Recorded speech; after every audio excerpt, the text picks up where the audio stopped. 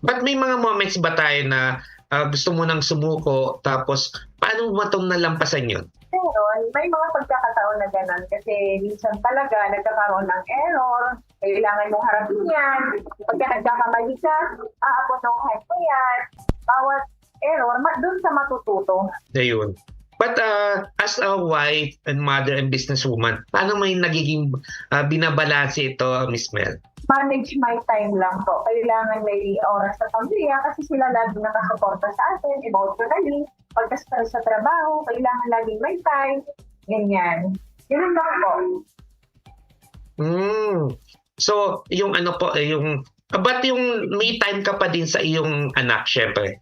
Opo, may time sa pamilya, sa trabaho, gano'n. But ito, diretso na ako sa next part natin na. Paano nagsimula ba yung SJC Venezuela Travel and Tours?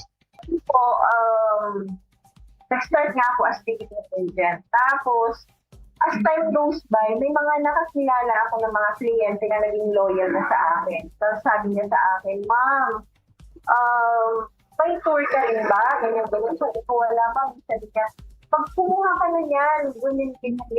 Hilanag po siya akin na mag-filter ng gano'n. Hanggang sa, ayun, nag-permit na ako, nag-filter na ako ng travel and tours. Gano'n. Ayun. But ano yung mga services na ino-offer niyo po as a travel agency? Domestic and international tickets po, domestic and international tour packages, visa processing, PSA, may tubo rin tayo. Ano pa ba? Ayun, mas more on, po ako ngayon, tour packages, visa processing ng Japan. Miss Mel, ito kasi may nag-text sa akin. Ano mas okay, yung mag-a-assist sa travel agency kaysa doon sa pagbubuk ng mag-isa online? Ano ba mas maano doon? Magpapa-assist sa travel agency or yung magbubuk na lang ako sa online? Kasi usually, syempre gusto ko magtipid, di ba?